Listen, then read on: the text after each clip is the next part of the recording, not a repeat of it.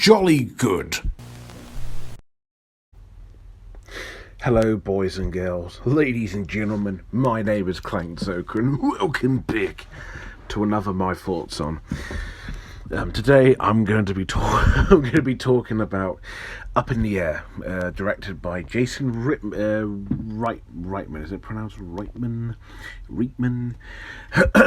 It's however you want to pronounce it. This is the 2010 six-time Oscar-nominated drama/comedy. Romance film. Also, I forgot to mention that. And the funny thing is, I had the DVD for this film for a few months now, and you're probably wondering, where did I get it from? I actually got it from my college, because the college there, they have DVDs and like books to buy for £1 or whatever, and they had Up in the Air, and I was like, oh yeah, I really want to watch that. And the DVD I had with it was a little bit damaged on top, so I'm going to actually get myself a new one. So I'm going to sell the one that I have currently and then get another one in the future, hopefully. Up in the Air. So this film stars George Clooney, it stars Anna Kendrick, Pitch Perfect and Trolls fame, I guess. Vera Farmiga, Jason Bateman, a whole bunch of really recognizable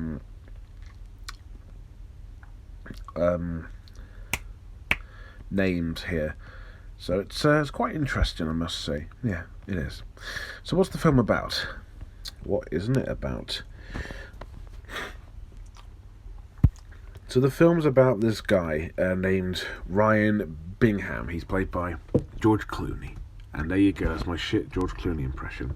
He travels around the world, basically doing what I expect George Clooney to do, to fire people. And that's kind of his thing, in a way, kind of his job. But he starts to find a little bit of love with his love interest, I suppose, named Alex, played by Vera Farmiga. All seems to be going well. They both seem to be quite similar, and they're both very flirtatious, I must say. Until a new employee or a co-worker, played by Anna Kendrick, is new to Ryan's company, he has to show her the ropes and basically tell her that life's not all happy and sunshine. It's actually full of shit. And this is a very interesting drama comedy. So the only film I've seen Jason Reitman direct is Ghostbusters Afterlife, which is not a good start, I'd say. I don't know what else he's directed that I've seen, and then there's a couple I do want to watch, I could say that. Thank you for Smoking. Yeah, Juno is one film I definitely need to watch, because that's like a heavy nominated film. Also, he worked on The Office, which I was not aware of. He directed Young Adult with Charlize Theron. Tully directed with Charlize Theron again, The Front Runner. He seems like a very interesting director. And Ghostbusters Afterlife was pretty good, even though that's very, very different compared to Up in the Air, because Up in the Air is a comedy drama, and Ghostbusters is like Afterlife is like a fantasy comedy or something. It's very, very different. I quite liked Up in the Air, but I don't think it's perfect. I don't think it's amazing as other people would think it is. I think George Clooney is great. I like George Clooney. He's a very charming actor, and in here he's charmingly what's the word? He's very sarcastic, he's very narcissistic also, because he tells people, he talks to people, kind of like how George Clooney would talk to anyone when he meets them. You know what I mean? Anna Kendrick is great in her first role. I really enjoyed her as the more wiser, the more nicer person out of the two, because well, how can I put it? George Clooney just likes firing people just because, and he's good at it. But Anna Kendrick's kind of has to learn a little bit from old Clooney there. You know what I mean? There's also Vera as a Formiga, how do you... Don't know how you pronounce that, but there you go. She's the love interest to George Clooney's character, and she's great. She has the same personality. She's great, and she's fun and likable as well. So there's that as well. I was quite surprised to see so many other really recognisable actors. You've got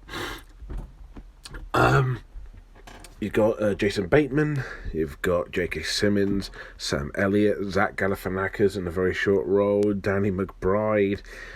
God, so many actors. I mean, a lot of these were... Some of these are way before they were big. Jason Bateman before Horrible Bosses, and Danny McBride. I think he was still kind of known to be with like Dave Franco and Seth Rogen at the time.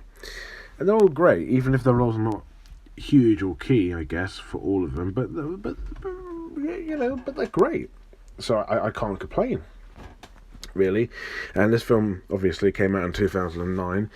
I like any film that that comes out in 2009 that looks so 2009. It's really good.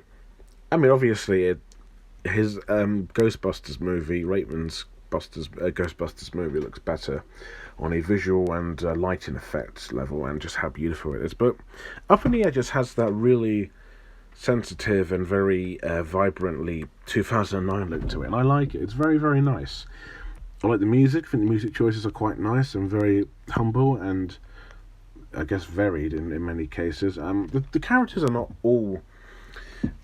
not all the characters that you're going to instantly like. I think the main character is very divided. In many ways, it reminds me of a film called Anomalisa. Have you ever watched that? It's by Charlie Kaufman or Duke Johnson. Very similar, because the main character is at a hotel and he's doing a conference and he meets someone there. But unlike Anomalisa, where Michael hears Lisa's voice differently, Clooney and Formiga just hit it off. You know what I mean? Although I think Anomalisa is an amazing movie, it's very underrated, but I think this is a pretty great movie. I say pretty great. You know, the writing, the acting, even the story is actually very interesting in how it flows and how it goes. But I will admit the end is one of the few things that I kind of don't follow. I mean, it's very shocking, and I think it's interesting, and it is one of those endings that is kind of ruined for me, but still effective and still well executed. But it's an ending I just don't quite follow. It's good, but it's just not a great ending. And there are a few funny scenes in the film that I do quite enjoy. There's one where one of the flight attendants asks Clooney, you know, do you want a cancer? And he's like, sorry. And then she says, do you want a can? So I was like, it's a bit controversial, but it's actually quite funny. I'm not going to lie. I'll admit that Anna Kendrick's character can be a little bit persuasively too nice and a little bit obnoxious, but not overly obnoxious. She's alright, she's fine, but Anna Kendrick just plays her quite well, in my opinion, and sometimes Clooney can be a little bit too full of himself, really, if you know what I mean. So Up in the Air is a great movie, but I don't think it's one I'd like as call a classic. I'd watch it again when I get the actual proper DVD without it being damaged. It's better than Afterlife, which is, you know, good, but I haven't watched all of his films. I have to watch, Juno and all that. Apparently this is based on a novel, which has a novelty feel and look to it. I think Juno might be as well. I could be wrong on that. But anyways, it's got great acting. It looks great. It's well directed. The characters are likable. I like the theme of life. Actually, there's a really good scene where Clooney talks to someone without being snarky and mean. That's quite nice. I like the music choices. It's well directed. It's well shot. It's a really well made film, but I don't think it's perfect. Like I said, the ending is a bit and Anna Kendrick's character is a little bit annoying and stuff like that. But watch it if you do like your Oscar-nominated dramas. But I'm gonna give... What should I give out of 10? An 8.5. It's a pretty great movie, but not one I'd say is amazing. But I still really like it nonetheless. So there you go, Up in the Air. one of the two films that got nominated for Best Picture, and both films have Up in the title. Up in the Air and Pixar's Up, coincidentally. And yeah, so next I'm going to be talking about a film that I've always wanted to watch with old Mads Mikkelsen. Mikkelsen. Is that how you pronounce it? Yeah, I think so, yeah. So I'm going to be watching and be talking about that soon, and yeah, that's up next. And if you have seen Up in the Air, what do you think about it? Is it good, bad, decent? Do you want to see it?